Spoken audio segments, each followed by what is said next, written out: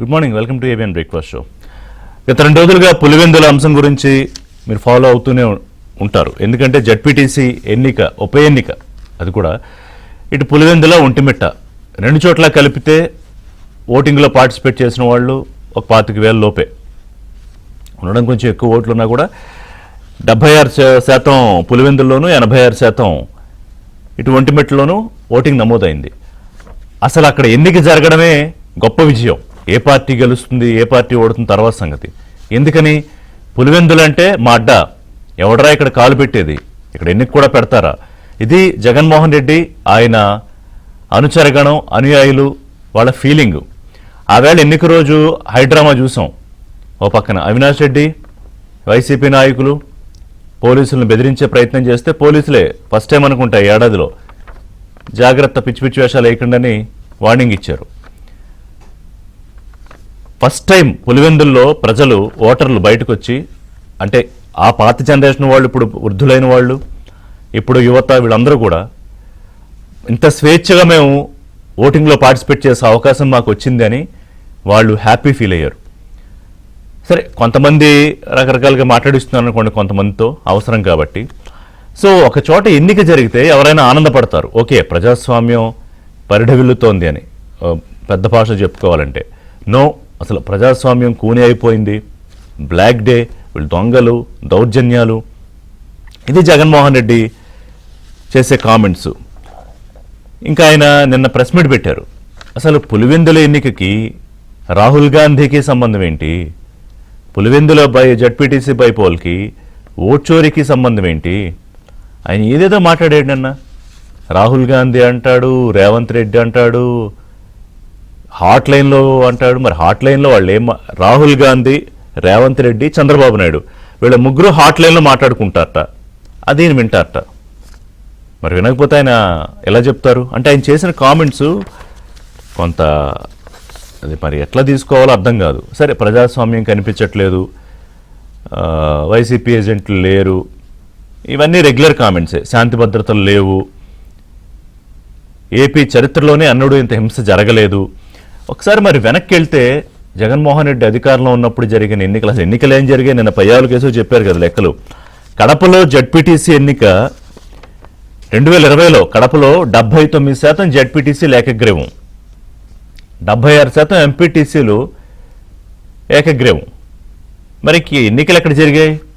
అప్పుడు మీకు గుర్తుంది కదా, కుప్పంలో హడావుడి చేసి అయిపోయింది కుప్పం పరిస్థితి, చంద్రబాబు పరిస్థితి అయిపోయింది. మరి ఇవాళ ఎందుకు ఎమ్మెల్యే గారు మీరు అంత కంగారు పడిపోతున్నారు? ఒక జడ్పీటీసీ ఉప ఎన్నికకి పులివెందుల ఎమ్మెల్యే సీటు ఎందుకు కదులుతోంది? దీన్ని చాలా మామూలుగా తీసుకుంటే ఒక ఎన్నిక జరిగింది, రిజల్ట్ వస్తుంది, సరే తెలుగుదేశం పార్టీ జెండా ఎగిరింది అనుకుందాం అక్కడ. అంటే ఏంటి భయం? తెలుగుదేశం పార్టీ జెండా పులివెందులలో ఒక జడ్పీటీసీలో ఎగిరితే ఏంటి? అంత టెన్షన్ ఎందుకు, అంత వర్రీ ఎందుకు జగన్మోహన్ రెడ్డి? అంటే భయమే కదా, భయపడుతున్నారు కదా. 151 నుంచి 11 సీట్లకు పడిపోయిన తర్వాత ఇప్పటికీ ఏడాది దాటిపోయినా ఇంకా ఆ రియలైజేషన్ రాకపోవడం ఒకటి. అసలు ఇంకా మేమే ఉన్నామా అధికారంలో, లేదా నిజంగా మేము ఓడిపోయామా, ఇది నిజమేనా, లేకపోతే కళ అని గిల్లి చూసుకోవడం ఏది ఏడాది తర్వాత కూడా. రియాలిటీయే కదా, అందరికీ అర్థమవుతోంది, మీకు తప్ప. సరే, అక్కడ ఒక ఎన్నిక వచ్చింది. ఎన్నిక జరిగితే, అంటే వైఎస్ఆర్ హయాం నుంచి కూడా ఎప్పుడు ఇక్కడ జరగలేదు. ఇక్కడ ప్రజాస్వామ్యయుతంగా ఎన్నిక జరగడం ఏంటి? దాంట్లో 3 కొంత ఇప్పుడే కౌంటింగ్ స్టార్ట్ అవుతోంది. మనం అక్కడ ఎవరు గెలుస్తారు, ఎవరు ఓడిపోతారు అనేది ముందుగా మనమేమి జ్యోతిషాలు చెప్పం, అలా చెప్పకూడదు కూడా.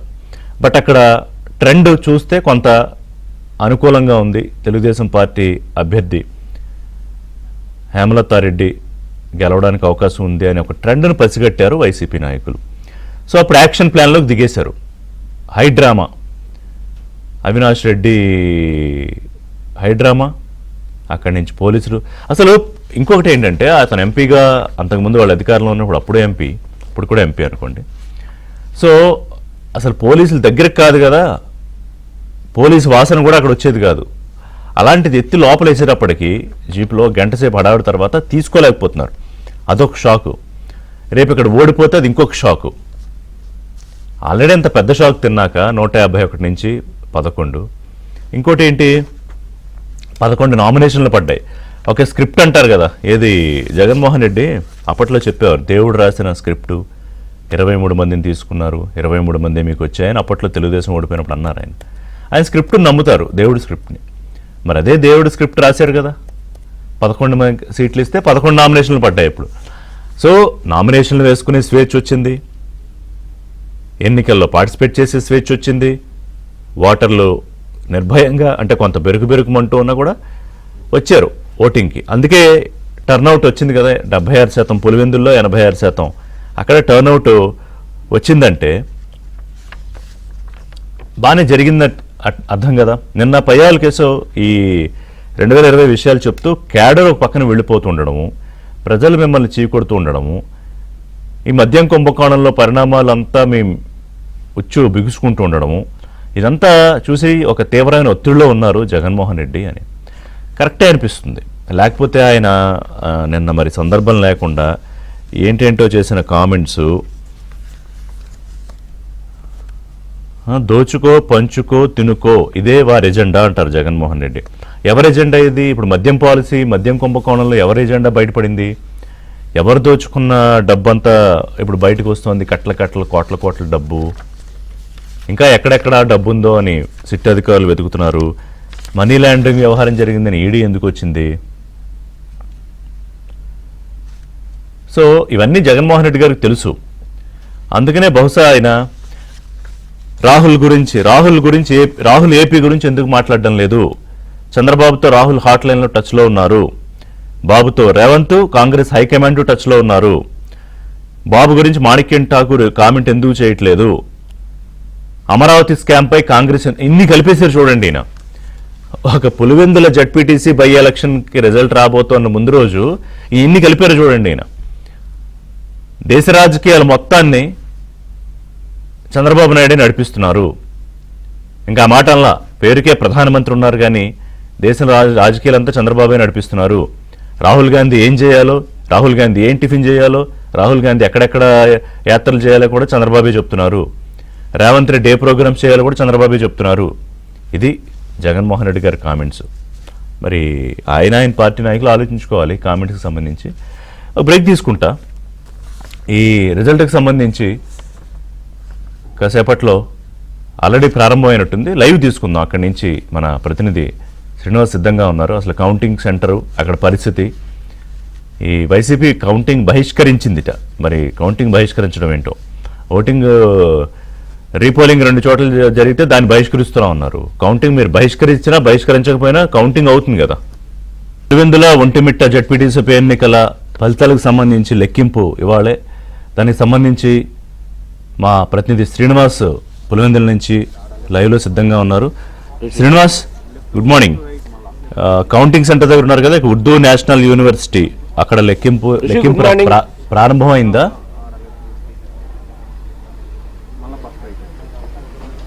ఋషి, గుడ్ మార్నింగ్. ఇప్పుడు కడప నగర శివారులో ఉన్న ఉర్దూ యూనివర్సిటీలో మనం ఉన్నాము. జస్ట్ కౌంటింగ్ ఇప్పుడే ప్రారంభమైంది. ఉమ్మడి కడప జిల్లాకు సంబంధించి పులివెందుల ఒంటిమిట్టలో ఉప ఎన్నికలు జరిగిన జడ్పీటీసీ ఉప ఎన్నికలు జరిగిన మొత్తం నిన్ననే అన్ని తరలించడం జరిగింది, ఏర్పాట్లు పూర్తయ్యాయి. జస్ట్ కౌంటింగ్ కూడా ఇప్పుడే 8కి టైం ప్రకారం ప్రారంభమైంది.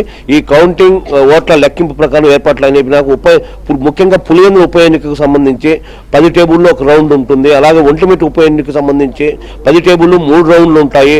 ఒక్కొక్క టేబుల్కి ఒక్కొక్క సూపర్వైజరు, 2 అసిస్టెంట్లు ఉంటారు. అట్లే 30 మంది సూపర్వైజర్స్, 60 మంది కౌంటింగ్ అసిస్టెంట్లు ఉంటారు.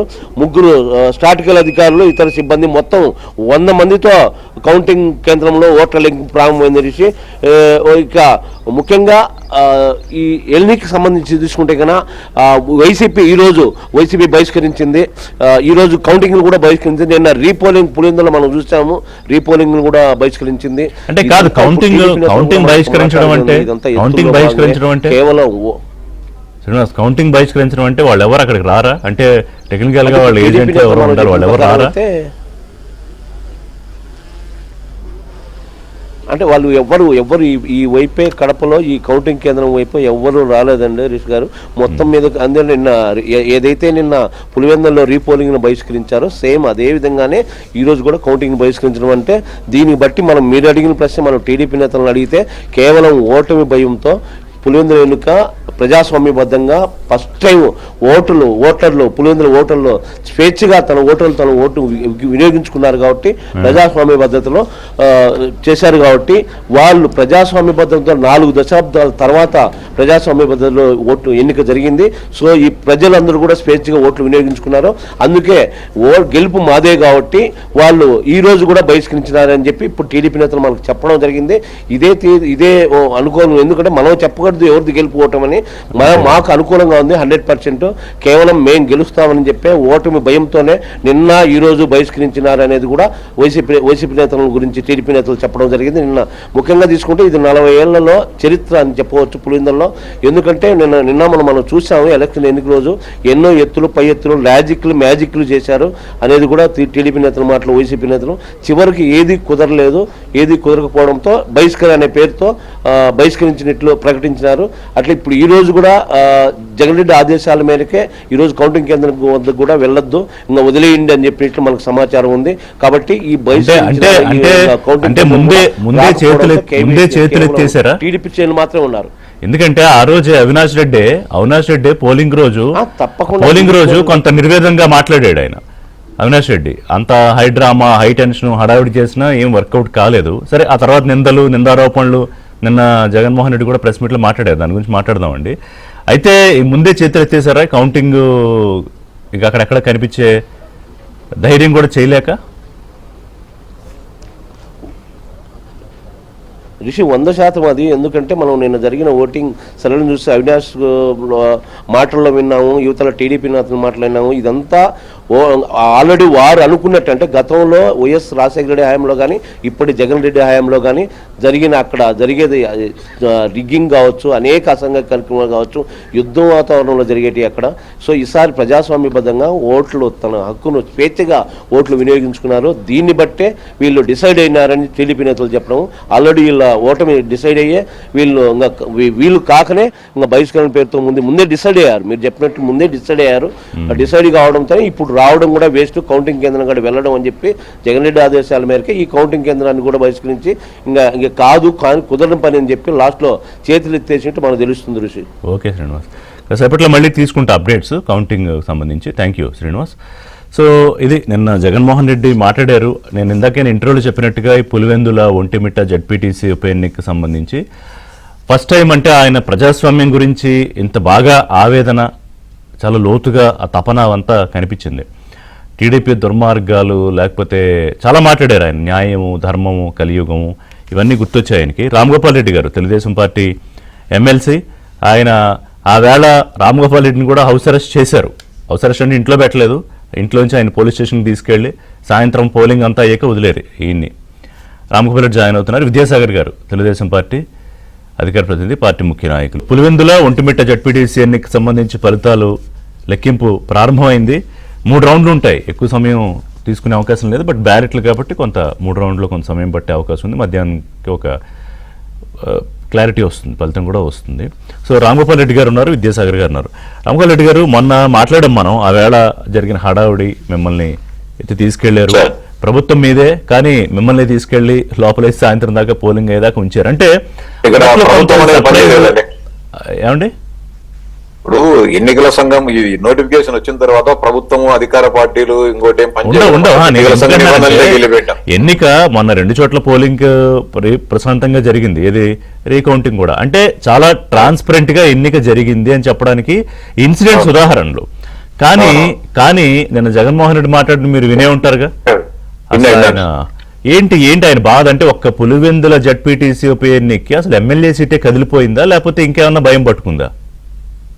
ఇప్పుడు వాళ్ళ కూసాలు కదులుతున్నాయనే ఒక ప్రకంపనలన్నీ ఆయన ముఖ కవళికల్లో అన్ని కనబడుతున్నాయి. అంటే కాలము, ప్రకృతి, దేవుడు గొప్పవాడు ఋషి గారు. అంటే తాము ఏది చేస్తే బైబిల్లోనే చూపుతుంది, కత్తి ఎత్తినవాడు కత్తికే మరణించనని చెప్పి. ఈ రోజు గత అనేక దశాబ్దాలుగా ఈ ప్రాంతంలో వాళ్ళ రాజకీయ ఆధిపత్యం కానీ, రాజకీయ ఎదుగుదల కానీ ధనము దుర్మార్గాలతోనే వాళ్ళు ఈ స్థాయికి రావడం జరిగింది. ధనంతో అంటే 1978లో వాళ్ళ దగ్గర ఉన్న ధనంతో రాజకీయాల్లోకి వచ్చేసి ఎమ్మెల్యేగా రాజశేఖర రెడ్డి గారు గెలవడం జరిగింది. ఎమ్మెల్యేగా గెలిచిన తర్వాత ధనానికి తోడు దౌర్జన్యాన్ని, అరాచకాన్ని దాన్ని జత చేసేసి వాళ్ళ ఈ రాజకీయ సామ్రాజ్యాన్ని అంతా నిర్మించుకోవడం జరిగింది. అవన్నీ కూడా ఒక్కొక్కటి పేకమేడల్లో కూలిపోతున్నాడు అనేది ఈ జగన్మోహన్ రెడ్డి గారు గాని ఆయన కుటుంబ సభ్యులు గాని జీర్ణించుకోలేక పోతున్నారు. గతంలో మేము అనేక సందర్భాల్లో అంటే దాదాపు ముఖ్యంగా 1989 నుంచి అనుకోండి, 89 నుంచి మొన్నటి వరకు ఈ నియోజకవర్గంలో ప్రజాస్వామ్యాన్ని కాపాడండి, స్వేచ్ఛాయుత వాతావరణంలో ఎన్నికలు జరిపించండి, పటిష్టమైన ఏర్పాట్లు చేయండి అని చెప్పేసి మేము తహసీల్దార్ కానుంచి కేంద్ర ఎన్నికల సంఘం వరకు ఎక్కని గడపలేదు, దిగని గడపలేదు. అంటే అనేక సందర్భాల్లో మేము మాట్లాడినప్పటికీ కూడా ఏ ఒక్క వ్యవస్థ కూడా స్పందించలేదు. ఈ రోజు ఎన్నికల సంఘం పకడ్బందీ ఏర్పాట్లు చేయడము, జిల్లా పోలీస్ యంత్రాంగము స్వేచ్ఛాయుత వాతావరణంలో ఎన్నికలు జరపాలని చెప్పి వాళ్ళు అదే కోరారు. మొదటి నుంచి మేము కూడా అదే కోరాం. అంటే ఈ జెడ్పీటీసీ ఎన్నిక పులివెందులు కానీ ఒంటిమిట్ట కానీ ప్రారంభమైనప్పటి నుంచి కూడా మేము ఎన్నికల సంఘాన్ని అదే డిమాండ్ చేశాం, వాళ్ళు కూడా అదే డిమాండ్ చేశారు. ఇద్దరి ఆకాంక్షలు, ఇద్దరి డిమాండ్లు ఒకటే కాబట్టి పెద్ద ఎత్తున పోలీసు సిబ్బందిని నియమించేసి పటిష్టంగా బందోబస్తు ఏర్పాట్లు చేయడం జరిగింది. బందోబస్తు ఏర్పాట్లు మీరు సరే పోలీసు రాజ్యంలో జరిగిందని ఒక విమర్శ అయితే, మీరు ఒక్కొక్క ఓటర్కి ఒక్కొక్క టీడీపీ గోండాన్ని పెట్టి ఎన్నిక చేశారుట. సార్ నాలికకు ఎముక లేదు, మనం ఏమైనా మాట్లాడొచ్చు. ఇప్పుడు అనేక సందర్భాల్లో ఇక్కడ గానీ ఇతర ప్రాంతాల్లో గానీ ఎన్నికలు జరిగింటాయి. గెలుపు ఓటములు అనేది అది సహజం. ట్రిగ్గింగులు జరిగాయి, దౌర్జన్యాలు జరిగాయి. కానీ ఇంతవరకు అనేక సందర్భాల్లో మేము ఈ ప్రాంతంలో ఎన్నికలు జరిగినప్పుడు కూడా మేమైతే ఏజెంట్లను గుర్తోబెట్టి వస్తున్నాం.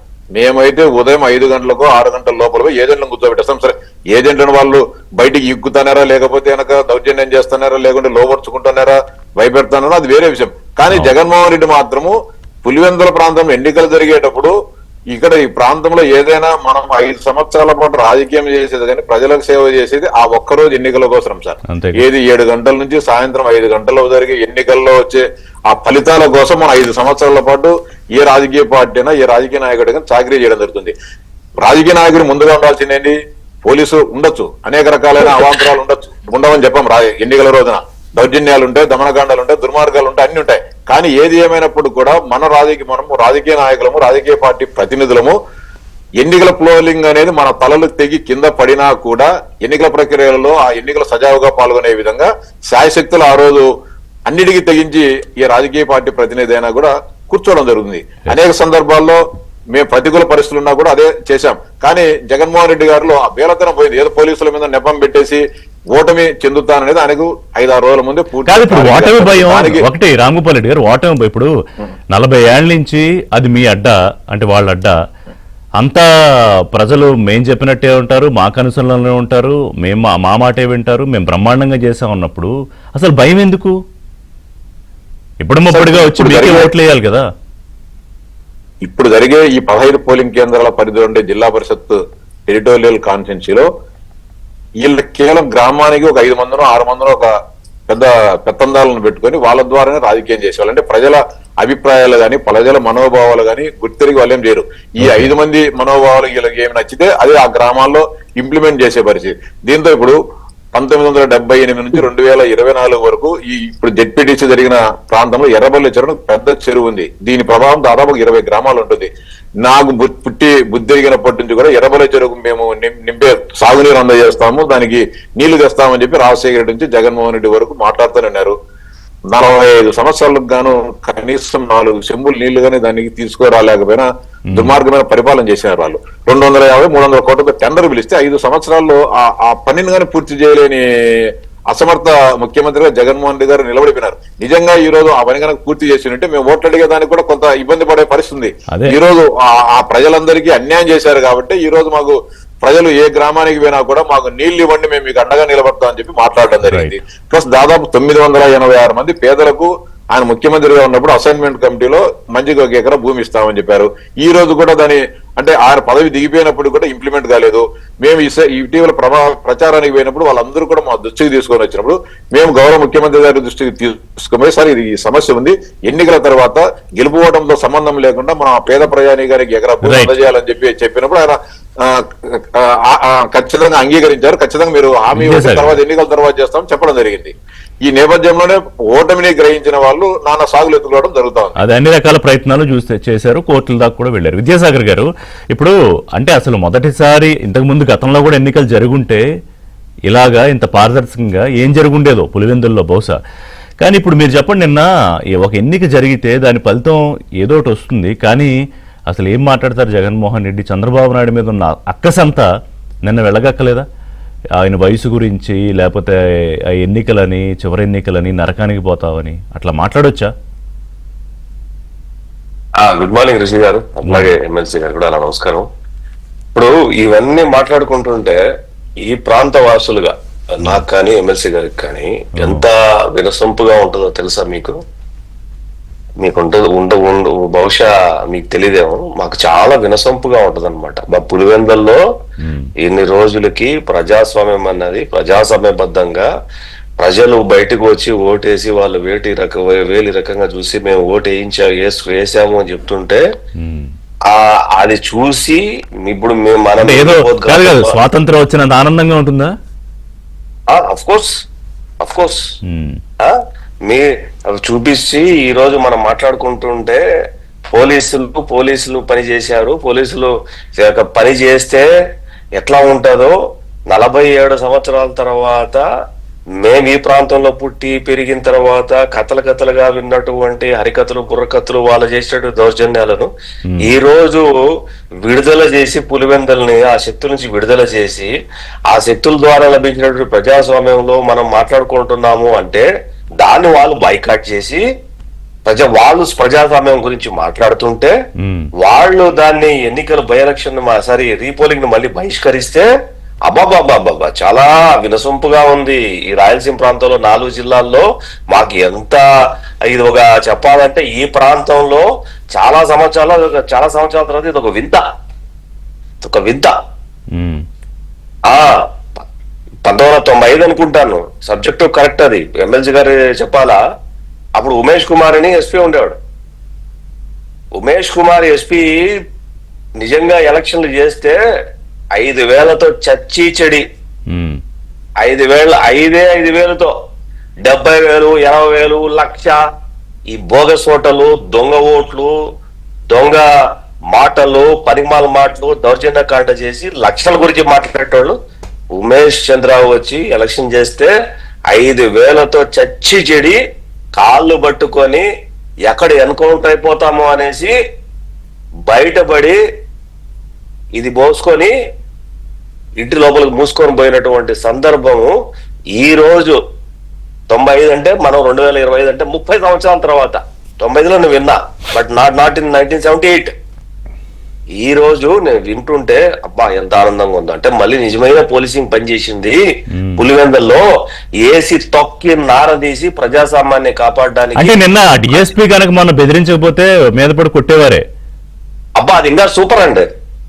ఆ మాట ఉంది చూసారా, మురళీ నాయక్ ఎవరో ఉన్నారు చూసారా, మా మాట్లాడి చూసారా, రే పోలీస్ ఇక్కడ యూనిఫామ్ కాల్చి పడేస్తా నా కొడక అన్నాడు చూసారా. కానీ నిన్న ఒక వార్నింగ్ ఇచ్చినట్టు ఒక స్మైల్ ఇచ్చారు చూసారా జగన్ ఆ పోలీస్ గురించి మాట్లాడుతూ. వదలండి వార్నింగ్లు చాలా మంది పోరాడి, ఎమ్మెల్సీ లాంటి వాళ్ళు చాలా మంది పోరాడి ఆ ప్రాంతంలో నిలబడిన వాళ్ళు చాలా మంది ఉన్నారు. ఆ వార్నింగులతో పోరాడిన వాళ్ళు చాలా మంది ఉన్నారు అక్కడ. ప్రాణాలు కోల్పోయిన వాళ్ళు చాలా మంది ఉన్నారు, ఎదురుడి నిలబడిన వాళ్ళు చాలా మంది ఉన్నారు అక్కడ. ఈ బుడ్డ వార్నింగులకి ఎవడు బెదిరే పరిస్థితి ఏం లేదు, నిలబడలేదు కాబట్టి ఇదో పోలీసింగ్ చేసిన పని చేసింది. ఆ డిఎస్పీ మాట్లాడి ఏ పోలీస్ ఇక్కడ యూనిఫామ్ అన్నాడు చూసి కాల్చి పడేస్తా నా కొడక అన్నాడు చూసారా. అబ్బా అది ఎంత అది ఇంకొక సంవత్సరం రోజులు వినొచ్చు దాన్ని, ఆ మాటలు. కాల్చి పడేస్తా అనే మాట పులివెందుల్లో ఎన్నికల్లో ఇప్పటిదాకా కాకి డ్రెస్ వేసుకుని ఎవరు మాట్లాడుంటారుగా. yes of course what you said it is 100% right. ఆ మాట ఈ మాటలని అదే చెప్తున్నాము. Will proud to police what the police doing exact గా. వైఎస్ ప్రవీణ్ గాని ఎస్పీ గాని ఆ ఉమేష్ చంద్ర తర్వాత ఇంట్లోకి దూరి అవసరం పట్టుకొచ్చి ఈడ్చి పడేసి కూర్చోబెట్టి పెట్టడం అనేది మామూలు విషయం కాదు అక్కడ. అంటే విద్యాసాగర్ గారు ఇది ఒక కేస్ స్టడీ అవుతుంది. పులివెందుల జడ్పీటీసీ పేరుకు ఒక జడ్పీటీసీ బై ఎలక్షన్ అయి ఉండొచ్చు గాక, కానీ కేస్ స్టడీ ఎందుకు అవుతుందంటే ప్రభుత్వాలు చిత్తశుద్ధితో ఆ కమిట్మెంట్ తో ఎన్నిక జరిపించాలనుకుంటే, ఎలక్షన్ కమిషన్ అంతే ప్రెస్టీజియస్ గా తీసుకుంటే, పోలీసింగ్ అంతే సమర్థవంతంగా పనిచేస్తే ఇదిగో ప్రజలు ఎలా హ్యాపీగా మిగిలాగా ఆనందపడతారు. That's what I'm saying, Mr. Rishi. That's what I'm saying. That's what I'm trying to say to all the public of Andhra Pradesh and Telangana. ఈ రాక్షస బానిసత్వం ఉంది చూసారా, బానిసత్వ సంఖ్యలను తెలిసింది ఈ ప్రభుత్వం. ఆ ప్రాంతంలో ఉన్నటువంటి ప్రజల యొక్క హక్కుల్ని విడుదల చేసి వాళ్ళ హక్కును ఉపయోగించుకోవడానికి చేసేటువంటి ప్రయత్నంలో వాళ్ళ బాధ చూస్తుంటే మామూలు బాధగా కనపడటం లేదు. వాళ్ళ ఆ అసంతృప్తి చూస్తుంటే మామూలుగా చేయటం లేదు. మీరు అన్నట్టు కోటను బద్దలు కొట్టారని, ఎస్ కోటను బద్దలు కొట్టి ఉక్కుపాదంతో నలిపి ప్రజలకు ఉండేటటువంటి ప్రాథమిక హక్కు ఓటకు ఏదైతే ఉందో దాన్ని వేయడానికి నిజమైనటువంటి పోలీసింగ్ చేసినటువంటి పోలీస్ అధికారులను కాదు. సరే, ఎన్నిక జరిగింది. ఇప్పుడు నిన్న మా పులివెందుల ఎమ్మెల్యే గారి ఫ్రస్ట్రేషన్ ఏంటి? ఆయన అసలు ఎందుకు అంత ఇదైపోతున్నాడు? న్యాయము, ధర్మము ఎప్పుడు చూడలేదు కదా, ఎప్పుడు చూడలేదు. ఎప్పుడు ప్రజలు బయటకు వచ్చి ఓటు వేసి బూతుల్లో పోలింగ్ అనే దాన్ని అంశాన్ని చూడాలి. అతను నాకు తెలిసి అతను పుట్టించి ఇటువంటి చిత్రం ఎప్పుడు చూడాల. 1995లో బహుశా హైదరాబాద్ లో ఉన్నాడు, లేకపోతే వాళ్ళ ఫాదర్ చెప్పినట్టు ఆయన అమెరికాతో ఎవరితో ఫ్రెండ్స్ తో పోయి తిరిగి టప్పాల్లో వెనకలకు వచ్చాడు, మనకు తెలియదు. కాబట్టి అతను చూడలేదేమో 1990 30 ఏళ్ల క్రితం. 30 ఏళ్ల క్రితం తీసుకుంటే బహుశా జగన్మోహన్ రెడ్డి గారి వయసు వెరీ యంగ్, 17-16 సంవత్సరాలు ఉంటది. కాబట్టి చూసి ఉండకపోవచ్చు అని నేను అనుకుంటున్నా. ఇప్పుడు చూశాడు, ప్రత్యక్షంగా చూపించారు పోలీసు వాళ్ళు అంటున్నా నేను. ఈ ప్రభుత్వం చూపించింది జగన్మోహన్ రెడ్డికి నిజాయితీగా పులివెందుల ఎలక్షన్ జరిగితే పోలీసు వాళ్ళు నిజంగా పనిచేస్తే ఎట్లా ఉంటుందో ఒక్కసారి గనక చూస్తే. నెవర్ హిస్టరీ సబ్జెక్ట్ ఒక 94-95 సంథింగ్ ఎలక్షన్స్ లో అనుకుంటాను, ఉమేష్ చంద్ర తర్వాత కోయ ప్రవీణ్ తర్వాత ఎస్పీ అశోక్ కుమార్ ఇద్దరే మగవాళ్ళు అక్కడ.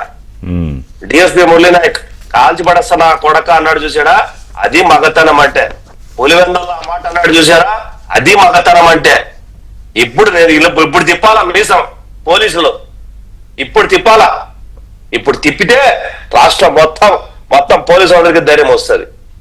లేకపోతే అదొక అపహాస్యం. ఎలక్షన్ అనేది, ప్రజాస్వామ్యం అనేది, లేకపోతే ఓటింగ్ అనేది, ఈజీ అనేది.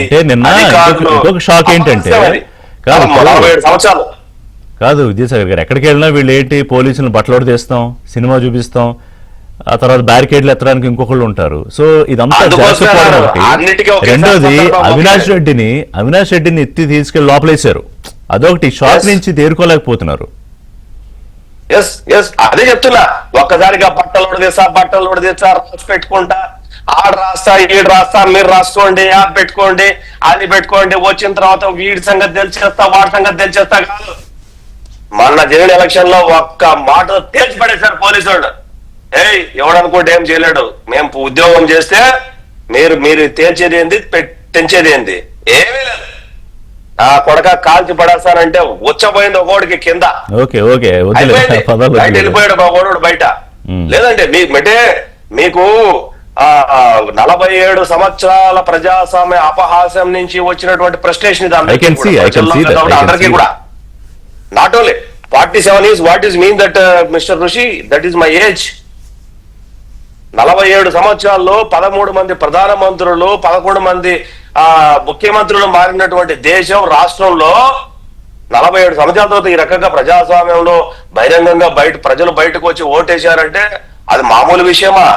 ఏదో ఏమైనా అడవిలో ఏమైనా ఎలక్షన్ జరిగిందా, లేకపోతే ఏమన్నా అటవీ ప్రాంతంలో ఎలక్షన్ జరిగిందా, ఆటవికులంలో ఏమైనా జరిగిందా, ఛత్తీస్గఢ్ నక్సల్ ప్రాంతమా? అంటే ఒకటి నామినేషన్లు వేయడం దగ్గర నుంచి రీపోలింగ్ దాకా ఇదే విజయం సాధించారు.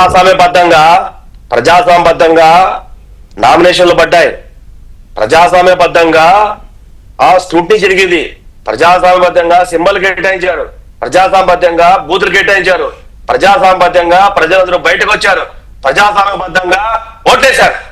వీళ్ళలాగా కుప్పంలో ప్రతి ఇంటికి ఒక కానిస్టేబుల్ పెట్టి బయటికి రానియకుండా పక్కన ఉండే 30 కిలోమీటర్ దూరం ఉండే తమిళనాడు కృష్ణగిరి నుంచి, ఈ పక్కన ఉండే కర్ణాటకలో కేజీఎఫ్ నుంచి దొంగ ఎపిక్ కార్డులు క్రియేట్ చేసి ప్రజలు తీసుకొచ్చి బస్సులు, 2 వీలర్లు, కార్లు, లేకపోతే ఈ చిత్తూరు జిల్లా మొత్తం, కడప జిల్లా మొత్తం, అనంతపురం జిల్లా మొత్తం వెళ్ళి నామినేషన్లు చించేసి, అర్హత ఉన్న నామినేషన్లు కరెంట్ ఆఫ్ చేసేసి ఎలక్షన్ జరగడం కూడా ఇనానిమస్.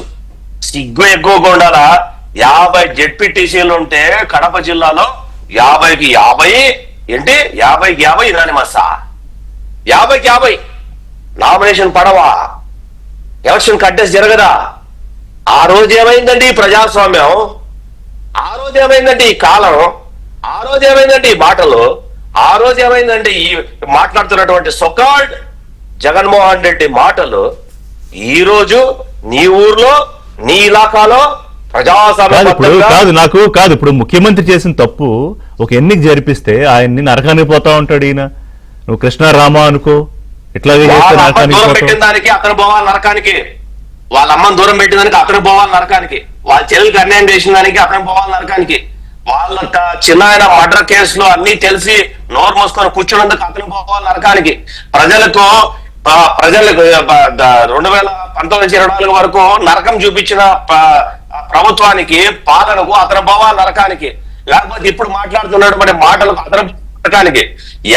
ఎవరు పోవాలి? ప్రజాస్వామ్యాన్ని కాపాడి, మానవత్వాన్ని కాపాడి, హక్కుల్ని కాపాడి, ఎలక్షన్ జరిపి, లేకపోతే సుపరిపాలన అందిస్తున్నటువంటి ఈ మా చంద్రబాబు నాయుడు గారినో, లేకపోతే మా లోకేష్ గారినో, లేకపోతే మా బీటెక్ రవినో, లేకపోతే మా తెలుగుదేశం నాయకులు నరకానికి పోవాలా? ఎవడు పోతాడు నరకానికి? ఆల్రెడీ నరక దగ్గర అంచులు తీసుకెళ్లారు ప్రజలు.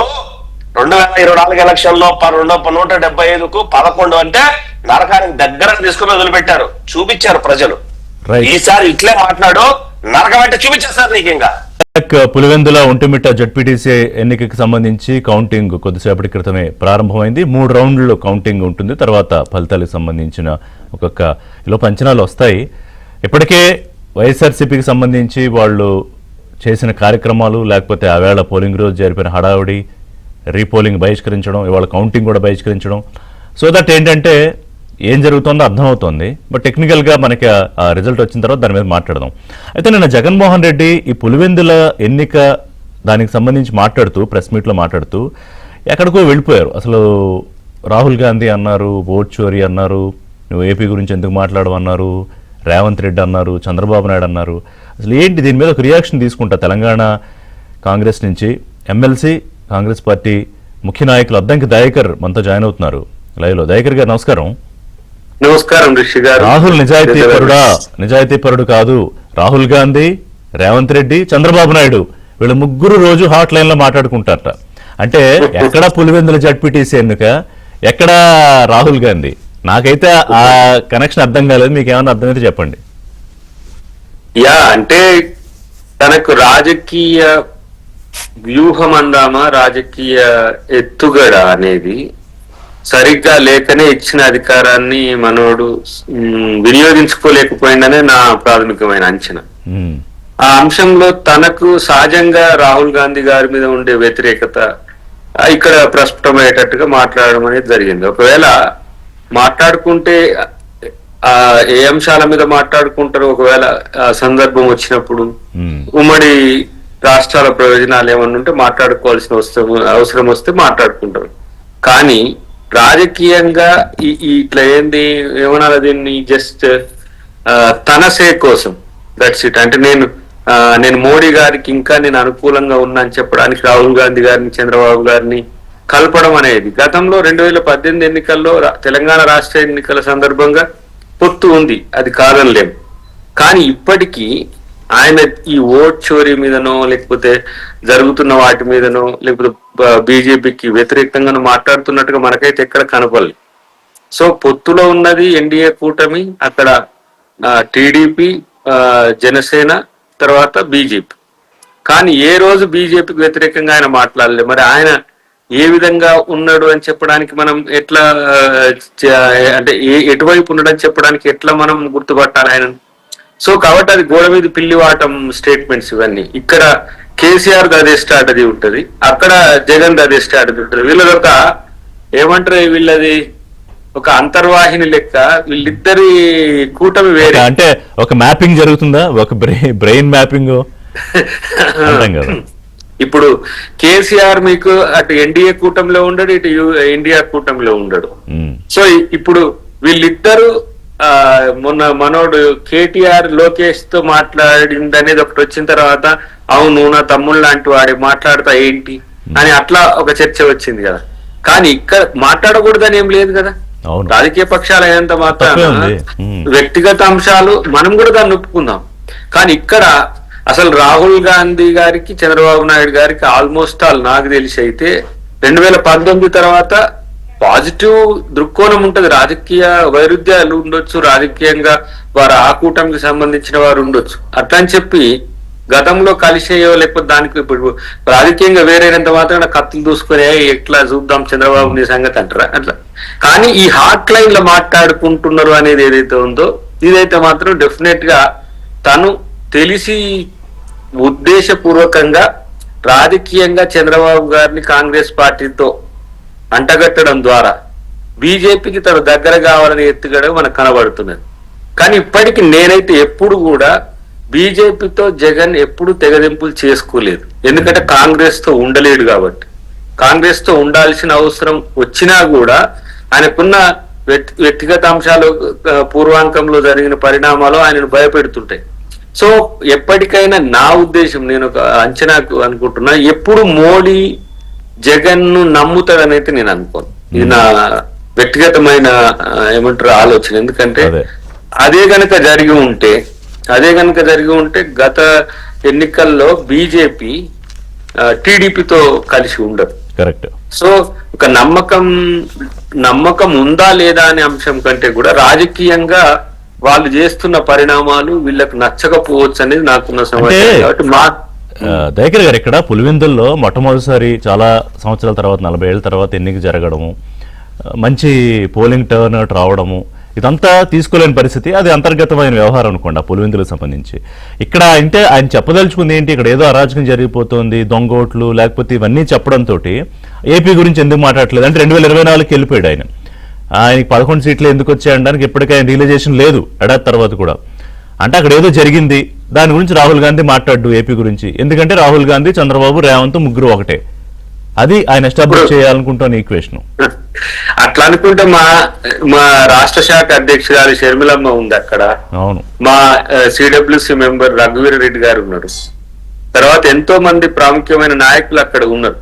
వాళ్ళు దాని మీద స్పందిస్తారు, జరిగిన దాని మీద చేయగలుగుతారు. కానీ దీనికి రాహుల్ గాంధీ గారికి ఒక జెడ్పీటీసీ ఎన్నిక, ఎంపీటీసీ ఎన్నికకు సంబంధించి అక్కడ మాట్లాడడం అంటేనే మనని స్టేటస్ చెక్ చేసుకోవాల్సి వస్తుంది. అది సమస్య. అంటే ఏంటి, దేనికైనా రాహుల్ గాంధీ స్పందిస్తుండు, దీనికి ఎందుకు స్పందిస్తలేడంటే ఎన్ని రకాల అంశాలు దేశంలో జరుగుతున్నాయి. ఇలా ఓట్ చోరీ విషయం ఒక ఎత్తు అయితే, రాఫెల్ నుంచి మొదలు పెడితే కాంగ్రెస్ ప్రభుత్వం బీజేపీ మీద ఎంత పెద్ద ఎత్తున పోరాడుతున్నప్పుడు రాహుల్ గాంధీ పదవిని నుంచి డిస్మిసల్ చేసిన రోజు కూడా మరి జగన్ మాట్లాడలేదు. అట్లీస్ట్ కేసీఆర్ మాట్లాడిండు. కేసీఆర్ ఆ రోజుల్లో ముఖ్యమంత్రిగా ఉన్నప్పుడు మాట్లాడగలిగిండు. కానీ ఈయన మాట్లాడలేకపోయింది కారణం ఏంటంటే కాంగ్రెస్ పార్టీతో ఉన్న బద్ధ వ్యతిరేకతే. కానీ రాజకీయాల్లో సమ్ టైమ్స్ ఎట్లా ఉంటదంటే పట్టు విడుపులు ఉంటాయి. కానీ మనోని మొండితనమే ఈ ఇంతవరకు వచ్చిందనేది నా అభిప్రాయం. రేపు మోడీ లేదంటే మోడీ పక్కన పెట్టండి, మోడీ గారు గాంధీ కాదు, కానీ భాజపా పూర్తిగా వైసీపీని పక్కన పెడితే ఇంకా దిక్కెవరు? ఇప్పుడు ఉన్న పరిస్థితులు అయితే పక్కన పెట్టినట్టే కదా టీడీపీతో. కాబట్టి ఇప్పుడు చంద్రబాబు నాయుడు గారిని కాంగ్రెస్ దాంట్లోకి నెట్టడం ద్వారా, జోన్ లోకి నెట్టడం ద్వారా ఈయన పొలిటికల్ గెయిన్ చేయాలనుకుంటున్నాడు. ఆ పరిస్థితి వస్తే నష్టం ఎవరికి? ఇంకో సారూప్యం కూడా ఏంటంటే కేసీఆర్, బీఆర్ఎస్ పార్టీ చంద్రబాబు నాయుడు ఏదో రకంగా తెలంగాణ రాజకీయాల్లోకి తీసుకురాకుండా నిద్రపోరు, ఏదో ప్రయత్నం చేస్తారు అటు ఇటుగా. ఇవాళ జగన్మోహన్ రెడ్డి కూడా అదే టోన్ లో మాట్లాడుతున్నారు. మీరు అన్నట్టుగా రేవంత్ రెడ్డి, రాహుల్ గాంధీ, చంద్రబాబు టచ్ లో ఉంటారు. అంటే రోజు వీళ్ళ ముగ్గురు మాడుకుంటే ఈయన విన్నట్టు హాట్ లైన్ లో అంత కాన్ఫిడెంట్. అసలు మనము ఆఫ్ ది రికార్డ్ అనేది కాదు, ఆన్ ది రికార్డ్ అయినా ఒక ఆలోచన మీరు చేయండి. ఒక జనరల్ ఒక పొలిటికల్ ఆలోచన పరంగా బీజేపీ చంద్రబాబు నాయుడు గారిని వదులుకునే ప్రసక్తి ఉందా? ఉన్న రాజకీయ పరిస్థితుల్లో అటువైపు నితీష్ కుమార్ గారు కానీ, అంటే out side of the NDA కూటమి నుంచి కొత్తగా వచ్చిన వాళ్ళు వీళ్ళిద్దరు. అవును. ఆయన గతంలో కాంగ్రెస్ పార్టీతో కలిసి ఉన్నప్పటికి కూడా నేను కాంగ్రెస్ పార్టీతో ఉండనని చెప్పి ఆంధ్రప్రదేశ్ ఎన్నికలప్పుడే తను పొత్తు లేదని చెప్పి ఇండిపెండెంట్ గా ఉన్నాడు. తర్వాత ఎన్డీఏ కూటమిలో జాయిన్ అయిన తర్వాత ఇప్పుడు ప్రధానమైన భాగస్వామిగా ఇప్పుడు అసలు డిపెండెంట్ ఎన్డీఏ డిపెండెంట్ భాగస్వామి ఎవరు అని అంటే ఒక టీడీపీ చంద్రబాబు, రెండు ఆయన ఏంది మన నితీష్ కుమార్ గారు. ఆ పరిస్థితుల్లో ఈ స్టేట్మెంట్ వల్ల మోదీ ద్వారా వచ్చే ప్రయోజనం ఏమైనా ఉందా, లేదంటే ఈయనకు రాజకీయ ప్రయోజనం ఏమైనా ఉందా? ఒక్కసారి ఆలోచిస్తే ఆ స్టేట్మెంట్ ఎంత లుకానా మీన్స్ దాంట్లో ఆ పట్టు కనపడదు మనకు.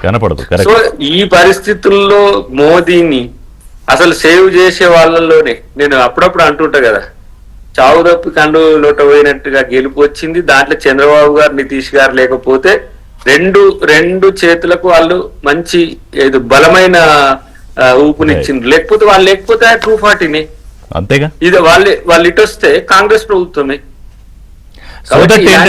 సో దట్ ఆ ఇంపార్టెన్స్ ఆయన ఒప్పుకున్నట్టే ఎంతో కొంత. ఏంటంటే అటు ఇంకా అంటే కొంత ఏమంటారు ఊహాజనితమైన మాటలు, ఒకవైపు మోదీని ఒకవైపు రాహుల్ గాంధీని కూడా చంద్రబాబు నాయుడు నడిపిస్తున్నారా అని అర్థం వచ్చేలాగా జగన్మోహన్ రెడ్డి వ్యాఖ్యలు కాదు. ఒకటైతే నేను అబ్జర్వ్ చేసిన మొదటి నుంచి నేను ఎప్పుడు 2006లో 7లో మన్మోహన్ సింగ్ గారిని కలిసినప్పుడు, మేము తెలంగాణ రాష్ట్ర సాధన సంయుక్త పేరు మీద కలిసినప్పుడు మన్మోహన్ సింగ్ గారు అప్పుడు ప్రధానమంత్రి గారు, ఇంకా రాహుల్ గాంధీ గారు ఎంపీగానే ఉండే, వారు కూడా చంద్రబాబు గారి గురించి వాకప్ చేసిండ్రు. అంటే ఒక స్టేట్స్ మెన్ లేదా ఒక పర్సన్, ఇంపార్టెంట్ పర్సన్ సౌత్ లో ఉంటే ఇప్పుడు ఇంతెందుకు మనకు అదేంది మన కరుణానిధి గారిని గాని, లేదంటే సౌత్ లో ఉన్న ఇటువైపు సిద్ధరామయ్య గారిని గాని కొంత కన్సర్న్ తో ఉంటారు. నేషనల్ లీడర్షిప్ ఎట్లా ఉండు, పరిపాలన ఎట్లా ఉంది, ఇట్లా ఒక పాజిటివ్ యాటిట్యూడ్ తో ఉంటారు. మా వైపు వస్తే బాగుండు అనేది ఉంటది, వాళ్ళ రాజకీయాలు ఎట్లున్నాయని పరామర్శ కూడా ఉంటది.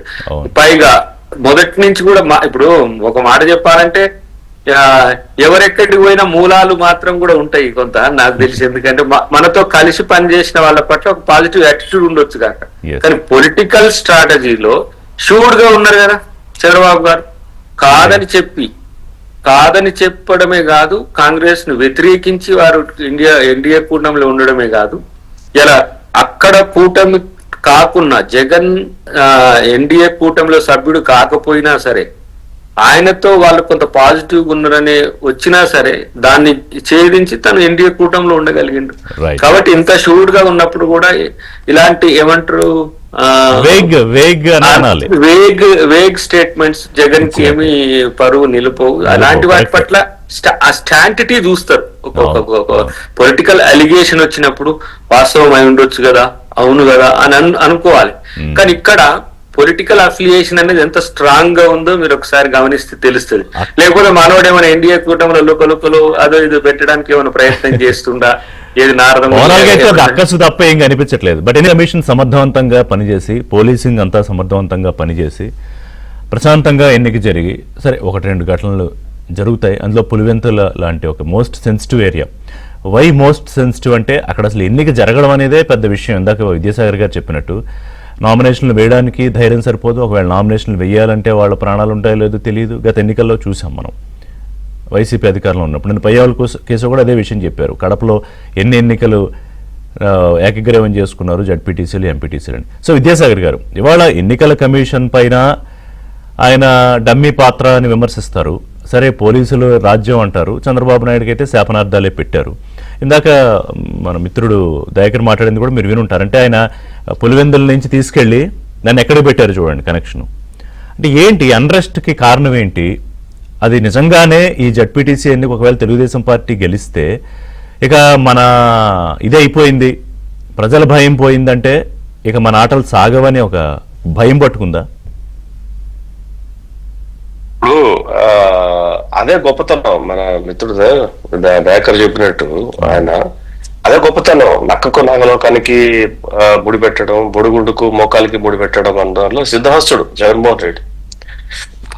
ఆ టాలెంట్ ఉంది కాబట్టే ఇన్ని డ్రామాలు వేసి ప్రజల్ని ఇంత వంచి ఇంత మోసం చేసి 2019 నుంచి 4 వరకు ఆంధ్రప్రదేశ్ రాష్ట్రానికి ముఖ్యమంత్రిగా ఉండగలిగినాడు. అదే అతని టాలెంట్. ఆ టాలెంట్ ని చూసేసిన తర్వాత రాష్ట్ర ప్రజలతో పాటు పులివెందుల ప్రజలు కూడా చూసేశారు. నేను విన్నదాని ప్రకారం అయితే ఈ ఎవరైతే 2019 నుంచి 24 వరకు కాంట్రాక్టర్ 5 లక్షల రూపాయల దగ్గర నుంచి కోటాను కోట్లు ఎవరైతే ఇన్వెస్ట్ చేసుకున్నారో, ఒక కాంట్రాక్ట్ బిల్లులు పెట్టుకున్నారో, వాళ్ళంతా కూడా జగన్మోహన్ రెడ్డి ఫోన్ చేస్తే కూడా ఎత్తలేదంట. ఓకే, అవినాష్ రెడ్డి ఫోన్ చేస్తే కూడా ఎత్తలేదు, వైఎస్ భారతి గారు ఫోన్ చేస్తే కూడా ఎత్తలేదు, పలకలేదు అనేది నాకున్న సమాచారం.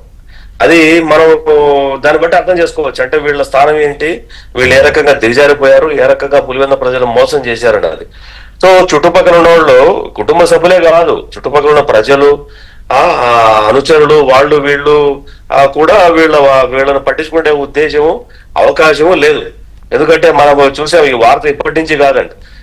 ఆయన ఓడిపోయిన తర్వాత జగన్మోహన్ రెడ్డి గారు తిరుపతికి ఆయన పులివెందులకు వస్తే కాంట్రాక్టర్లు ఇట్లా వచ్చి నిలదీశారు, వాళ్ళ మీద ఆసాన పడ్డాడు. లేకపోతే వాళ్ళు బెంగళూరుకి వెళ్ళగలిగారు, బెంగళూరులో కూడా నిలదీశారు అన్న వార్తలు మనం కొత్తగా వినట్లే. మనం సీక్వెన్స్ ఆఫ్ ది 1 year లో మనం వింటూ వస్తూనే ఉన్నాం. ఇప్పుడు వాళ్ళు ఎవరు కరెక్ట్ టైంకి చూసి నువ్వు మమ్మల్ని మోసం చేశావు, మీ ఇంట్లో వాళ్ళతో పాటు మమ్మల్ని కూడా మోసం చేసావని ఎవరు పలకలేదు. ఒకటైతే. రెండవది, ఇన్ని సంవత్సరాల తర్వాత బూత్కి వెళ్ళి ఓటు వేసే అవకాశం దక్కినందుకు ఒకటైతే. రెండవది, కొత్తగా ఓటర్లు నమోదైనటువంటి ఓటర్లు ఉంటారు చూసారా, వాళ్ళకి ఇంతవరకు అవకాశమే రాలేదు, వాళ్ళు బయట పోయి ఓటు వేయలేరు. ఇప్పుడు వాళ్ళు వచ్చి మొట్టమొదటిసారిగా వాళ్ళ జీవితంలో మొదటి ఓటు హక్కును 30 ఏళ్లకో 35 ఏళ్లకో 40 ఏళ్లకో వినియోగించుకున్నారు.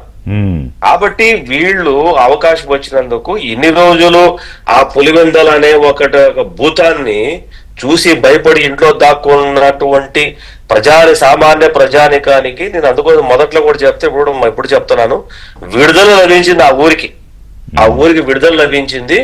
దానికి కారణమైనటువంటి తెలుగుదేశం ప్రభుత్వం కానివ్వండి, తెలుగుదేశం నాయకులు కానివ్వండి, దానికి అహర్నిశలు కృషి చేయడంతో పోలీసులు ప్రజాస్వామ్యాన్ని కాపాడి హిస్టరీలో చరిత్రను నిలిచిపోయే విధంగా పులివెందుల్లో లోకల్ బాడీ ఎలక్షన్స్ లో వాళ్ళ ఊర్లో, వాళ్ళ గ్రామాల్లో, వాళ్ళ బూతుల్లో ఓటు వేయించడం అన్నది ప్రజల దగ్గర పోలీసులకు అతి పెద్ద విజయం. ఇది లైఫ్ టైం అచీవ్మెంట్ చెప్పొచ్చు. ఆఫ్టర్ 1995 ఉమేష్ చంద్ర తర్వాత, అంటే 30 సంవత్సరాలు ఒక తరం తర్వాత. ఉమేష్ చంద్ర గారు ఇప్పుడు లేరు, అంటే 30 ఏళ్ల ముందు ఉన్న పోలీసులు చాలా మంది. అంటే దీని ద్వారా ఏంటంటే విద్యాసాగర్ గారు, రాష్ట్రంలో ఉన్న ఇంకా కొంతమంది భ్రమలు ఉంటాయి కదా చాలా మందికి, ఇంకా అవన్నీ ఒక్కసారిగా బద్దలైపోయాయి, పటాపంచలైపోయాయి. No, this is the way of governance. ఎన్నికంటే ఇది ట్రాన్స్పరెన్సీ, ఇది పోలీసింగ్, ఇది ఎలక్షన్ కమిషన్ ఇలా పనిచేస్తుంది అని అందుకే అన్నాను నేను. కేస్ స్టడీ అని ఎందుకన్నానంటే, ఇంకా ఇలాంటివి ఉన్నాయి కదా, కొంతమందికి పైత్యాలు ఉన్నాయి, మా ఇలాకా మా దగ్గరికి వస్తారా, మమ్మల్ని చేస్తారా అని. వాళ్ళందరికి కూడా ఒక ఐస్ బ్రేక్ ఇది. అబ్సల్యూట్లీ. ఎందుకంటానంటే, ఇప్పుడు కడప జిల్లా అంటేనే, ఇప్పుడు ఒంటిమిట్ట కూడా మనం చూసాము, ప్రజలు తిరగబడ్డారు అక్కడ ఒంటిమిట్టలో వాళ్ళ నాయకుల మీద తిరగబడి తన్ని వదిలిపెట్టేశారు. ఎవరి మీద? దాన్ని మీడియాలో ఏ రకంగా చూపించుకుంటారు, తెలుగుదేశం పార్టీ దౌర్జన్యం కాదు నాయన. సామాన్య ప్రజలు, సామాన్యటువంటి ఓటర్లు ఓటు హక్కును వినియోగించడానికి వస్తే మీరు అడ్డు చెప్పడం తోటి ప్రజలే తిరగబడి మిమ్మల్ని తన్ని తగిలేశారు. ఇది వాస్తవం. ఇది 10,000 రూపాయలు పంచారు ఋషి గారు ఒంటిమిట్టలో, 10,000 రూపాయలు పంచారు. నిజమేనా కాదుగా విద్యాసాగర్ గారు? మీరు అంటే గుర్తొచ్చింది, 100 కోట్లకు పైగా ఈ జడ్పీటీసీ ఎన్నికకి ఖర్చు పెట్టారు అంటే ఆశ్చర్యపోయాను నేను. లేదు, నిజం అండి, ఇది నిజం. ఇప్పుడు నిన్న అంబటి రాంబాబు మంచి సమయంలో గుర్తు చేశారు. అంబటి రాంబాబు ఎలక్షన్స్ లో రెండే ప్రాంతాల్లో ఇన్ని ఖాళీ ఉండగా 2 చోట్లే ఎందుకు ఎలక్షన్ పెట్టారు, జగన్మోహన్ రెడ్డిని డిమోరలైజ్ చేయడానికి పెట్టారు. జగన్మోహన్ రెడ్డిని డిమోరలైజ్ చేయడానికి పెట్టలే అంబటి రాంబాబు గారు. 2 జెడ్పీటీసీల్లోనే ప్రజాస్వామ్యబద్ధంగా ఎలక్షన్ జరిగితే జగన్మోహన్ రెడ్డి ఎంత గిలగిలాడిపోయాడు, ఎంత గిజగిజాడిపోయాడు, ఎంత వణికిపోయాడు నిజంగా ఎలక్షన్ జరిగితే. ఏది మొత్తం కాదు, 2 జెడ్పీటీసీలో వాళ్ళ జిల్లాలోనే జరిగితే జగన్మోహన్ రెడ్డి పరిస్థితి ఏ స్థాయికి దిగజార్చారో ఆ జిల్లా ప్రజలు, ఆ ఊరి ప్రజలు, ఆ ప్రాంత ప్రజలు. జస్ట్ మినిట్ విద్యాసాగర్ గారు, మన బీజేపీ సీనియర్ నాయకులు ఆదినారాయణ రెడ్డి మాట్లాడడానికి ఫోన్ లైన్ లో ఉన్నారు. నమస్కారం ఆదినారాయణ రెడ్డి గారు. నమస్తే అండి. ఎలా ఉన్నారు? ఏంటి పులివెందుల రిజల్ట్ మొత్తం ఇదేదో అసలు రాష్ట్ర వ్యాప్తంగా అసెంబ్లీ ఎన్నిక జరిగినంత హడావుడి, టెన్షను, కంగారు, సీట్లలో కదలికలు ఎందుకు? ఇప్పుడు హెచ్సిఎం ఒకటి, రెండోది ఎప్పటి నుంచో మేము పెద్ద గొప్ప అని ఎవరిని కూడా ఖాతరు చేయని పరిస్థితి. నామినేషన్ మొన్న 2021లో, అంతకుముందు 2006లో నామినేషన్ వేయని పరిస్థితి నుండి ఈరోజు 11 నామినేషన్ల పరిస్థితి. బాగా బాగా బాగా బాగా పంచారు. తీసినారు జగన్ రెడ్డి, తీసినాడు మూటలని. వాళ్ళ నిన్న ప్రకటిస్తే కూడా రెస్పాండ్ అయినారు ఓటర్లు. థర్డ్ బూత్ లో 68%, ఫోర్త్ బూత్ లో 55%. ఎందుకు వాళ్ళ మాట ఖాతరు చేసే పరిస్థితి లేదు. ప్రజాస్వామ్యం బయటకు వచ్చింది. వీళ్ళ దరిద్రం అంతా వాళ్ళ ఆలోచనలు 30 మందికో 40 మందికో అప్పచెప్పినారు. వాళ్ళు తినేసినారు. ఆడా పనులు చేయకుండా తినేసినారు. చివరిలో పెట్టుబడిదారులకు డబ్బులు కూడా రాలే, అన్ని మేము విజిలెన్స్ లో పట్టుకున్నారు. అన్ని మోసము చేయని పనులంతా చేసినట్టు మైసభ చూపించారు. కాబట్టి ఈ డెమోక్రసీలో అరటి వాళ్ళకే, చీని వాళ్ళకు కమిషన్ వాళ్ళదే, చికెన్ అమ్మితే కమిషన్. దీన్ని మేము ప్రణాళికబద్ధంగా మాట్లాడిన తర్వాత ఈ రాష్ట్రం కూటమితో బ్రహ్మాండంగా డెవలప్ అయ్యే నమ్మకంతో కాదు ఎమ్మెల్యే గారు అందరండి ఇది ఊహించలేదంటారా? అంటే అసలు మాదిది మా రాజ్యం అనే ఒక ఫీలింగ్ లో ఉంటారు కదా. అంటే ఇక్కడ ట్రాన్స్పరెంట్ గా ఎన్నిక జరుగుతుంది, ఇంతమంది వచ్చి ఓటింగ్ లో పార్టిసిపేట్ చేస్తారు, పోలీసులు కూడా మా మీద సీరియస్ గా ఇదవుతారు. ఊహించలేదంటారా జగన్మోహన్ రెడ్డి? ఆయనకు ఆయన ఎటువంటి వ్యక్తి అంటే నేనే రాజు, నాదే రాజ్యం, నాదే రాజ్యాంగం అనేవాడు. అటువంటిది నాతో పులివెందులు ఎక్కడికి పోతాదని కోవత కలిగింది. అహంకారం, అలంకారంగా ఉండాల్సింది పోయి అహంకారంగా ప్రవర్తించాడు. ప్రజల్లో కూడా నమ్మకం తక్కువ. ఇంతకుముందు కూడా మీకు తెలుసుకోలేదో 95లో రాజశేఖర్ గారు ఉన్నప్పుడు కూడా ఈ జగన్ రెడ్డి కూడా వాళ్ళ తాత రాజారెడ్డి ఉన్నాడు, జగన్ రెడ్డి గారు ఉన్నారు. 6-3 దానికి ఎన్నికల్లో గెలవడం జరిగింది. అటువంటి పరిస్థితి అంటే విధంగా మేము ఇదే ఈ పనులు చేసినాం, వాళ్ళ దౌర్జన్యం ఎక్కించినాం. నిజమైన ప్రజాస్వామ్యం రాసుకున్నాం. 100 రోజుల్లో గుర్తు చేస్తామన్నాం, 20 ఏళ్ళకు జీవం ఇస్తామన్నాం. ఇప్పుడు పని మొదలుపెట్టాం, చేసినాం. ఇవి అన్ని రకాలుగా నమ్మకం కలిగించినాం. వాళ్ళకి అవసరం వచ్చింది. గత దరిద్రం అంతా పెరిపించింది. కొందరికే నిజమైన కొందరికైనా పెట్టుబడి అంత. ఎప్పుడైతే తిరుగుబాటు వచ్చిందో, బ్రిటిష్ ఉన్న మీద తిరుగుబాటు వచ్చినట్టు తిరుగుబాటు వచ్చినాక పారిపోయినారు. 19 ఈ రోజు స్వాతంత్రం వచ్చింది. దేశ స్వాతంత్రం రేపు కాదు, పులివెందుల స్వాతంత్రం ఈ రోజే. అంతేనా? కౌంటింగ్ లో ఆగస్టు 14, 2025 అంటే ఒక రోజు ముందుగానే పులివెందులకి స్వాతంత్రం వచ్చిందా? అంటే రేపు ఇండిపెండెన్స్ డే కదా మనకి. వచ్చింది. ఏది ప్రజా ఆ రోజు బ్రిటిష్ వాళ్ళ నుండి ఈ రోజు వీళ్ళ దరిద్రం నుంచి అన్నదమ్ములు ఇద్దరు, ఒక్కరికి నుంచి ఒకరు వీళ్ళు చేసుకుంటారు. రేపు ఖచ్చితంగా అధ్యక్షులు బయటకు వెళ్ళాలి. అంటే సీరియస్లీ ఇప్పుడు మీరు మాట్లాడుతున్న ఆ ప్రాంతం నుంచి మీరు కానీ, విద్యాసాగర్ కానీ, రామ్ గోపాల్ రెడ్డి గారు వీళ్ళందరూ మాట్లాడుతుంటే నిజంగానే చాలా మందికి ఆ ప్రాంతం గురించి పూర్తిగా అంటే ఇంటీరియర్స్ పెద్దగా అవగాహన లేని వాళ్ళు, బయట వాళ్ళు నిజంగా ఎంత దారుణంగా ఉంటుందా ఒక ఎన్నిక జరగడమే, ఒక నిజంగానే స్వాతంత్రం వచ్చినంత అంటే ఇన్నాళ్ళ నుంచి వాళ్ళు ఎట్లాంటి రోజులు ఎలాంటి పరిస్థితులు అనుభవిస్తున్నారో అనిపిస్తుంది. కొంచెం ఏమంటారు, భయంగా ఉంటుంది. పెన్షన్లను కూడా కబ్జా చేశారు, హౌసింగ్ బిల్స్ కబ్జా చేశారు వాళ్ళ పేదోళ్ళై. ఆయనేమో 5 చోట్ల ఇల్లు గవర్నమెంట్ అఫీడే ఇచ్చిన ఇళ్లను కూడా కబ్జా చేసిన. అంటే అతని క్యారెక్టర్ ఏంటండి? అసలు అరటి తోటల్లో కమిషను, టీటీ తోటల్లో కమిషను, చికెన్ లో కమిషన్. ఏంటది అసలు అసహ్యం అనిపించదా? ఆదినారాయణ రెడ్డి గారు ఇంకా చాలా చెప్పలేదు. ఆదినారాయణ రెడ్డి గారు ఇంకా చాలా చెప్పలా. లోతుకు పోతే మీకు అంత పెద్ద డిబేట్ కాదు. ఎందుకంటే అదే లోతుకు పోతే చాలా ఉంటాయి. ఎందుకంటే ఆదినారాయణ రెడ్డి గారు చూశారు కాబట్టి.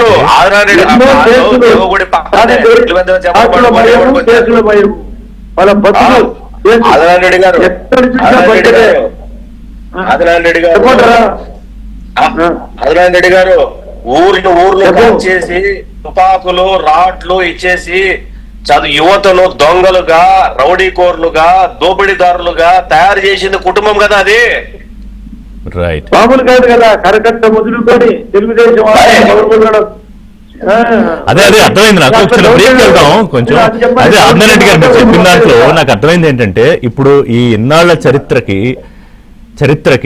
వాళ్ళు ఒక చిన్న పాలిష్ చేశారు బయట నుంచి, కానీ దాని వాస్తవాలు ఇప్పుడు లోపలికి వెళ్ళి తెలుస్తోంది ప్రజలకు అనేటప్పటికీ ఈ హడావుడి. ఎనీవే థ్యాంక్ యూ ఆర్డినరీ గారు. Phone welcome back. ఒకసారి దినేష్ ఉన్నారు కడపలో, అక్కడ కౌంటింగ్ సంబంధించి మాట్లాడదాం. బిఫోర్ దట్ విద్యాసాగర్ గారు, బిఫోర్ యూ గో కంక్లూడ్ చేస్తారా, ఏం చెప్తారు ఫైనల్ గా?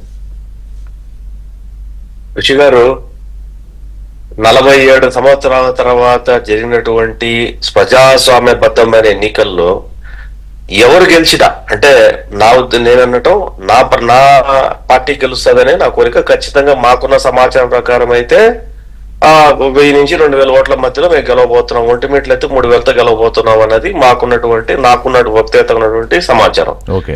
కానీ ఈ 47 సంవత్సరాల యొక్క అరాచకాన్ని ఈ 2025 సంవత్సరంలో జరిగినటువంటి సంఘటన, అంటే బై ఎలక్షన్ లో జరిగినటువంటి ఏదైతే ఇష్యూస్ ఉన్నాయో ఆ ఇష్యూస్ కంటిన్యూ కావాలా. అంటే ప్రజాస్వామ్యబద్ధంగా భవిష్యత్తులో కూడా ప్రతి ఒక్కరూ పులివెందల్లో గాని కడప జిల్లాలో గాని ఎక్కడ ఎలక్షన్ జరిగినా వచ్చి ఓటేసి నిర్భయంగా వాళ్ళ హక్కును వినియోగించేటట్టు చూసే బాధ్యత ఈ ప్రజాస్వామ్యం ఉంది. కాబట్టి ఇప్పుడు మేల్కొన్న ప్రజలు భవిష్యత్తులో కూడా ఇదే మాదిరి గనక ఆ జిల్లాలో ఆ ఊర్లు గనక ఓటు వేస్తే వీళ్ళ సామ్రాజ్యం నామ రూపాలు లేకుండా, వీళ్ళ ఐడెంటిటీ నామ రూపాల్లో లేకుండా, వీళ్ళ యొక్క అడుగుజాడలు నామ రూపాలు లేకుండా, వీళ్ళ పేరు నామ రూపాల్లో లేకుండా చేయటం పెద్ద ఇష్యూ ఏమి కాదు అక్కడ. కాకపోతే ఏంటంటే ఈ నిన్న మొన్న పోలీసు ఏదైతే చేశారో ఆ రకంగా ఏదైతే 4 సింహాలతో టోపీ పెట్టుకొని 4 సింహాలతో ఆ బ్యాడ్జీలు పెట్టుకున్నటువంటి పోలీసులు నిజంగా డెమోక్రసీని కాపాడి ఈ దేశంలో ఈ రాష్ట్రంలో గానీ ఆ ప్రాంతంలో గానీ కాపాడాలి అది ఏ రకంగా ఉద్యోగం చేశారో అదే రకంగా భవిష్యత్తులో కనుక చేయగలిగితే ఈ రాష్ట్రంలో ప్రజాస్వామ్యబద్ధమైనటువంటి ఎలక్షన్ చేయడానికి స్కోప్ ఉంటది. నేరస్తులు, కిరాతకులు, లఫంగిగాళ్ళంతా కూడా రాజకీయాల్లో కంటిన్యూ కాకుండా భవిష్యత్తులో ఈ రాష్ట్రానికి ఏ శని దరిద్రం రాకుండా ఉండాలంటే ఇదే మాదిరి ఎలక్షన్ చేయాలి. థ్యాంక్ యూ విజయసాగర్ గారు. దినేష్, ఏంటి మొదటి రౌండ్ ప్రారంభం అయిందా, ఏంటి అక్కడ సిచ్యుయేషన్? ఋషి, మొత్తం మీద పులివెందులకు సంబంధించి ఒకే రౌండ్ తో ఫలితాలు బయటకు వస్తాయి. మనం చూడొచ్చు, మన వెనకాల ఉండే బిల్డింగ్ లోనే ఇప్పటికే సంబంధించినటువంటి ఓట్ల కట్టలు కట్టేటువంటి దానికి సంబంధించిన ప్రక్రియ పూర్తయింది. ఈ వైపు ఉండేది పులివెందుల, ఆ వైపు ఉండేది ఒంటిమిట్టకు సంబంధించింది. ఒంటిమిట్ట 3 రౌండ్లు జరుగుతుంది. పులివెందుల సంబంధించింది ఇప్పుడు 10 o'clock మొత్తానికి 10 నుంచి 11 లోపల 10,000